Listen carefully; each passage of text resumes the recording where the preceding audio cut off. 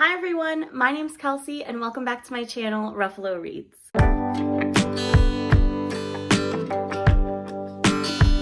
So today I have for you my December wrap up and kind of my plans or goals for the new year. I didn't want to make that a separate video just because I don't think that I have like extensive things to talk about as far as like goals and stuff, but I will be having a video talking about my like most anticipated releases for 2023 and like kind of a TBR for January and whatnot. So that'll be coming up as well. And I don't know if you'll see this first or my 10 best books of last year, but that video is so long and it was so fun to film and so fun to talk about all my favorites. So, and let's address this as well. My last two videos, I think, like this weird setup. So I got a camera for Christmas and I'm very excited to use it, but we need some cords, some different things, so we're figuring that out. So thanks for being here and sticking with me if you have been subscribed to me for a little bit now. My channel is still newer and I'm still growing and learning every day, but I love doing this and I love talking about all the books that I've read. So thank you. And let's get into all the books I read in December. All right, so this month was a bit of a mixed bag. I honestly started the month off in a very bad reading slump, but I think I still managed to read 8 or 9 books. So it was still a great month for me. Still pretty like on track with what I typically do. So the first book that I read, which was based on a recommendation from a fellow booktuber here, if you don't know, I enjoy listening to memoirs from time to time, specifically listening because I like to hear the author like go through what their story is and like hear their emotions. And this book is, if you haven't seen my favorites video yet, this book is an absolute favorite of the year. I have 2 memoirs on my best books of the year, and this one is What My Bones Know by Stephanie Fu. This book completely caught me off guard, just because of how visceral it was, how connected to the book I felt. I've never heard of, so this author has experienced childhood trauma multiple times and has since been diagnosed now as an adult with CPTSD, so it's complex post-traumatic stress disorder. And I feel like, you know, typically you hear post-traumatic stress disorder of like war heroes and stuff, but you in fact can get post-traumatic stress disorder from any kind of trauma, and then CPTSD is from any prolonged trauma. So the beginning of the book, like I said in my other video, so I'll be a little brief, is really challenging to read because she does recount some of those instances from her childhood. So that's obviously very jarring to hear, but I think it is important for the story for you to hear and understand like where she's coming from and what she went through. But the book really takes you on an epic journey to find help in the therapy psychology space. And I think that is super cool. And I love that she was able to embark on all these different avenues for that and kind of relay what worked for her, what didn't, what she thought of each kind of thing. And that was really cool. I've never really read a book or heard of anybody like trying these different methods to get help and to feel better. So I highly recommend, if reading about childhood abuse is really hard for you, I'm sure it is. It is, I'll say, just kind of in the beginning, it's just a little bit there. And she even says that in her author note. And you know, you can absolutely skip through that part if it's too hard, but I would encourage you to try because it's amazing. And I think this book specifically deserves more hype as far as memoirs go. So that's my first book. Trying to kind of go in order from when I read these, but you know, life's a little chaotic. So next book I want to talk about is Flawless. And I actually got this physical copy for Christmas, but I started reading this on my Kindle a while ago. And I don't know, I was like kind of not trudging through it, but it just felt like a really slow going for a while. So then I was like, no, the audiobook's out. I'm freaking reading the audio with it. I really enjoy doing that. I feel like it helps me go through them. I don't know what it is lately with me doing that. But anyways, I have a review for this on Goodreads, but it's not a very extensive review. So I'll kind of go through it. I'm sure everybody's heard of it. It's on a lot of people's favorites of the year. And I really did enjoy this. I think I gave it 4 stars. It wasn't like my favorite romance that I've read this year or anything, but I see the hype. I think that it just might have been too overhyped for me at the time. Like, I'm not really sure. Not that I didn't love it, because I did love it. It's between Rhett Eaton and what's the girl's name? Summer? Is that her name? I think her name's Summer. Anyways, if it's not, I'm sorry. But she is tasked with keeping him in line because he is a bull rider and he kind of spoke out against one of his sponsors, which is milk, and saying that he hated it. So So she's tasked with keeping him in line, keeping him from like making dumb decisions and hurting his own career. He's kind of at the tail end because he's like a little older just for his profession in general. And he, you know, feels things a lot more, like getting kicked off or anything. He feels that, but he wants to win his last belt or whatever they get. So he wants one more. And she's supportive of him for that, but she also helps to keep him from going off the rails, I guess. This was really, really cute. There was a scene with Chaps that was just unexpectedly super hot. Like I never thought that I never thought that that would be something that's interesting, but it was really good. I like Elsie Silver's writing, and I actually got Flawless and Heartless for Christmas, so I will be reading Heartless, but I'm giving myself a little bit of a break to get back into Heartless just because I don't want to like overdo myself with thinking like, oh, it's so overhyped. So yeah, we're getting there. I know that one's like hands down everybody's favorite, so I'm really excited for it, but I just need to like settle in. But yes, Flawless was great. 4 stars. Oh, and I don't think I said before, but the memoirs that I read, I don't typically rate them, but that would absolutely have been 5 stars. Like absolutely hands down amazing. All right, let's get a bad one out of the way because I absolutely hated this book, and I know that that's a bit harsh, but it's what I feel, and I don't know. I don't know. That's You Made a Fool of Death with Your Beauty by Akwaeke Emezi. This book was horrible. Like I understand that, okay, this author's writing is beautiful. They have like an amazing way with words. That's absolutely true. Poetic, flowery, beautiful. Everything is beautiful. But this book was a hot mess. And I don't really see the romance thing. I mean, I guess they do kind of have a happy ending, but this book was just a mess. So it follows Faye, that's the main girl. She hooks up with some guy in the club. Like her husband died, right? She's a widow. She hooks up with some guy in the club, and then they kind of form this like pseudo quasi like relationship, but not really. They're just kind of messing around, and then they end things, and his friend is like, I really am interested in you, and she's like, you're shady because that's your friend and bro code. And he's like, no, like let's just be friends and take things slow and see how it goes, because like I'd really like to have you in my life. And so that's a little weird. The way that their conversations went, he was a red flag to me, like from the get. I don't know, just entitled and weird. I don't know, I hated it. Okay, and so they form this friendship, right? They're literally not hooking up or doing anything, but he's like doing everything for her, and he invites her back to his home, which is like across the globe, across the seas, somewhere amazing. His dad is like this famous chef, and when she gets there, she's like, oh my god, this is your dad? Wow. And she's like, oh my god, I love him. And she is like having dreams about him, and her friend's like listen, you need to fucking stop. Like, sorry. Her friend's like, you need to stop. You came here with his son. Like, you can't be pining and lusting over the dad, and you're at their house. Like, yes, you need to stop. Like, you have this track record of just ending things because of, I guess, what you had with your husband, and not, I don't know. Spoiler alert, she ends up with the dad. This causes the biggest rifts between the family. The kids of the dad are furious with her. The guy that brought her like turns around and is literally abusive, mentally abusive, and borderline physically abusive. And the dad's like, go get some air. And it's like, why would you want to stay? And this is all in the span of like days. And I'm like, you're gonna ruin somebody's family because you like, for what? This was crazy to me. The plot was so weird. Like, it was so all over the place. Like, the beginning, I was like, what is going on? Like, nothing is happening. And then it was like 50%, and I'm like, what is going on? Literally, what is happening? And I remember updating this, I think at the 32% mark, and being like, I should DNF this. Like, I should give it to 50% and then DNF it. And of course I didn't. So I didn't rate it on Goodreads, but if I did, it would be a 1 star. And that may be harsh, but there was nothing about this that was redeemable for me. And especially saying as a romance, like, no, I do not get their chemistry. I don't believe it. I think that it's ridiculous. And the only good thing, like I said, is that I think Akwaeke Emezi they're a very skilled writer, and I'll give them that. And so yeah, 1 star. All right, next let's talk about one of the most positives of the literal whole year. And it was really hard to read, but that is For Lucy by Jewel E. Ann. Oh my god, guys. This is also, I think, on my best of the year. This blew me away and completely shocked me. Like, I read this literally the last month of the year, and I was like, oh my god, this is amazing. I was driving around listening to it on audio, and I just could not stop. This is so uniquely told. It's told from the perspective of the male main character. So the male main character and the female character, they are separated.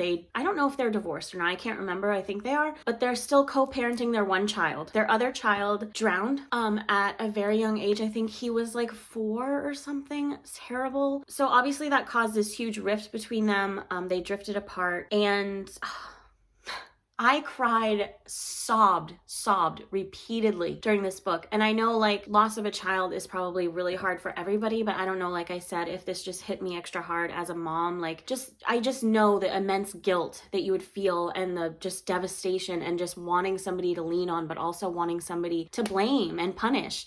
So I think obviously that can cause any relationship to crumble no matter what. Like that's not something that you should have to experience.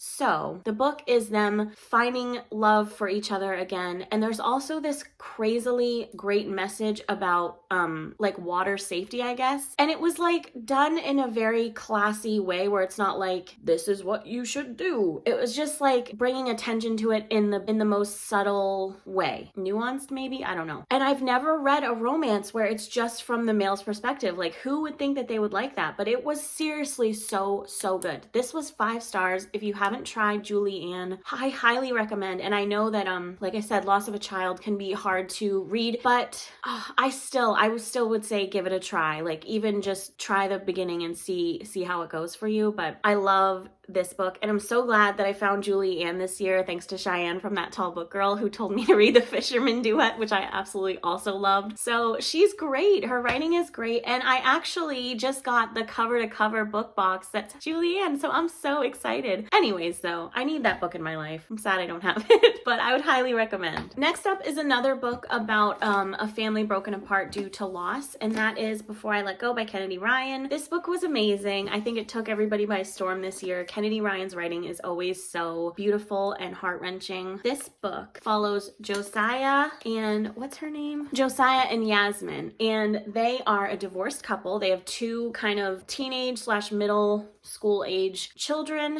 They own a business together though, so they have to co-parent and kind of work side by side. And this is them finding their way back to each other again. Also, this one was, she lost the baby when she was like near the end of her pregnancy due to placental abruption. So I think you should know that. I'm sure she has that like put out there into the world about this. So Josiah was away when that happened, and she kind of, I don't know, I mean, it's like kind of miscommunication, but it's also just when you're dealing with something that's that affecting to your emotions, it's hard to get through that, especially together. And they couldn't get through it together. They had to leave each other, find their own happiness, and then come back to each other. And it was beautiful. It was beautiful hearing them talk to other people about like kind of denying their feelings, but like also being like, yeah, this is risky. And there was some pining more on her part. It was interesting to see how she kind of came to this revelation that she needed her family back and wanted him back in her life. And yeah, it was really beautiful. There was also like mother-daughter like animosity thread throughout this, and that was really interesting because I think that's obviously something that happens frequently, especially with mothers and daughters, unfortunately. So that was nice to see their kind of character development to work through that and see each other's sides of things. So highly recommend. I gave this 4.5 stars. All right, let's kick it back to Dipton Holly. So this is a little quick spicy novella. It was really fun. So our main character, Holly, she just got dumped like at the bar on New Year's Eve or Christmas Eve, something like that. Like she's dressed up as like a slutty Mrs. Claus. It's like, okay. So the guy, the bartender, is way older than her. I think he's like 50 and she's like 21 or something. Sorry guys, I had to pull you lower because like my legs are going numb. Okay, so Dipton Holly is between, yes, Holly and then the guy that works at the bar's name's Nick. So very, Christmassy. She makes out with him to kind of show her ex that's still at the bar, like show him up or whatever. Then he gets all crazy and they get kicked out. The bar shuts down and they stay. And this is just their night of fun. Using bondage with Christmas lights, and that's all I'm gonna say for that one. I think I gave this one, did I give it 3 or 4 stars? Let me see. I gave it 3 stars. So solid. Really quick. I think it was 66 pages or something. I read it on my Kindle. Probably not the best time to read it now that it's the new year, but maybe next year. All right, so next up we have a thriller. It's my second Karen Slaughter book, I think it's my second one. And that's Pretty Girls. This one was the most gory. I think this is her most gory book, and it deals deals heavily with like violence against women, very heavily. I don't really know how I feel about this one. I feel like I was kind of bored, and I know that's probably weird to say, but I just feel like I wasn't connected and really in it. Like I didn't get immersed ever so much, and I don't even honestly remember the plot too much. So this one I rated on Goodreads as 4 stars, but I said I didn't really know how to feel about it. So now looking back, I feel like it's a 3, if not a 2. I mean, I'm sure like while I was reading it, I was in it, but so this follows Claire, and way back in the day, her sister, her youngest sister, I think, no, her oldest sister got kidnapped or something. She just disappeared. We don't know what happened to Julia, the oldest sister. She just went missing, right? No news, no body, no nothing. So Claire's married to this man who she thinks is some amazing guy. They're celebrating their like 20th wedding anniversary or something wild. That was the part to me that like didn't really add up. But anyways, they're on their 20th wedding anniversary, and then they're leaving the restaurant. Some guy mugs them and her husband dies. Claire finds some things in his office that seemingly connect him to a string of psychotic men that torture young girls and then like kill them and R-word them on video camera. So there's the start. This book is harsh, like, right? It's really harsh. I don't know how I would ever recommend this or who I would ever recommend this to, unless maybe you like slashers and extreme horror, maybe. I don't know. But the whole twists and turns, there was a few, like we learned stuff about Claire's husband and different things. I can't spoil anything, so I don't really know what to say, but there's also a thread of her other sister she hasn't had a relationship with, because her other sister accused her husband back in the day of attempting to R-word her, and she didn't believe her, and she was like, you know, get away from us. So they hadn't spoken until now. Once her husband's dead, they're kind of trying, and she finds this stuff. She calls her and she's like, hey, like maybe you were telling the truth, like let's talk. I don't know, this one I just don't really know, but that's what it's about, and I gave it 4 stars supposedly. I think it's more like a 3 though, because yeah, I don't know. I don't really like reading violence against women at all, and that was what this was. So, all right, we're on the second to last, and this is another favorite. And let me just say, I started this book, I finished this book, immediately jumped into the second one, and now I'm currently reading the third one. I can't stop. That's Tattered Stars by Catherine Cowles. Obviously, I was seeing this everywhere back in the day, not back in the day, but probably maybe a few months ago, when like Jess from Peace Love Books and everybody was like all on this train of the Catherine Cowles, and I'm like, oh my god, those covers are so stunning. But we love this. It's a romantic suspense small town. I think it's like Oregon or something like that, so Midwestern kind of small town, and there's a whole group in this town, I guess, that like live off the land, don't believe in modern medicine, don't trust the government. They kind of have their own laws, and a lot of them are kind of abusive and or really strict with the women and the children. So it's different people in the town stories. This one is with Everly and Hayes. So Everly's dad kidnapped Hayes's little sister when they were kids, and Everly rode into town by herself on her horse and told law enforcement. So her whole family kind of turned against her, and she was sent away to live with her aunt in some other state or something. So fast forward to the present day, she's back in town, and Hayes is like, what the hell are you doing here? You're gonna bring up and dredge up so much trauma for my family, like get the hell out. And she's like, I deserve to live here. I was inherited the ranch. And he's like, are you gonna just burn it down? And she's like, no, I'm gonna like live there and make it nice. And he's like, are you kidding me? Like, he's so mad. So they have this kind of animosity at first, and it's really beautiful to see him grow to like really care about her and want to protect her. There's also like this sinister element as well that like affects both of them, and I don't know, I freaking loved it. She's making this place that she inherited into an animal sanctuary. Like, stop. That is so cute. And Hayes is just perfect. He's literally perfect. He's down for her. He's the town sheriff. He's like, I don't know, he's amazing. I love this. And then that brings me to the next one, which is Fallen Embers, if I'm not mistaken. Is that right? Fallen Embers, yeah, number 2. Oh, okay. The second one is with Calder and Hadley, and Hadley is the sister of Hayes. She is very much like Daredevil, like wants her freedom. She was the youngest one, so she didn't really understand what was going going on when Shiloh was kidnapped. That's their sister that got kidnapped. So their mom's really harshly strict on her. And that's a big point in this book, in that this second book of the series. So she's very much like a daredevil. She has this channel. It's not YouTube, but it's like something like it, where she uploads like stunts that she does on dirt bikes and just all kinds of different stuff, like mountain bikes and whatever she does. She's braver than I will ever be. She does all this crazy stuff and she kind of keeps it to herself. So there's another sinister element to this where somebody's like jealous of her and kind of out to get her, especially towards the end. But this is Hadley and Calder, and Calder is her brother's best friend. So it's a brother's best friend romance, and he kind of showed her like this stuff, like this adventurous type of stuff when they were little. And he's also the one that he has 2 young girls by himself because his wife at the time was on drugs and got into a car accident that almost killed them and just was laughing. So she went to prison and he got full sole custody. So another part of this is that woman comes back into the town and is like trying to get contact with the kids. So this is between Calder and Hadley. It was very much so outside things happening and not so much of their like romance. But I really enjoyed it. I gave this one, I think 3.5 stars. It's not my favorite in the series, but I do appreciate Hadley's like daredevilishness, and I appreciate Calder's ability to stand by her and tell her what he really feels. And the girls were really sweet in this. We also see somebody else from the town like babysitting them. The only part that I didn't, I guess, love was there's one of Hadley's best friends is a guy, and he is seeing this girl, and the girl is like hating of Hadley, but it's not obvious and it's not even a thing really until the end. So that was kind of a bit dumb. But yeah, I still love this, and I'm reading number 3 and I'm loving it. Number 3 is Addie. So I love it. I can't wait to read Shiloh's book. I hope she has one. I don't know. I haven't like looked. I just know I'm like going through, and I usually don't read series like this. I usually like bebop around, but this one I'm like, woo, I have to read them. So that's it, guys. Thank you so much for watching and being here. Please like, comment, and subscribe. And until next time, bye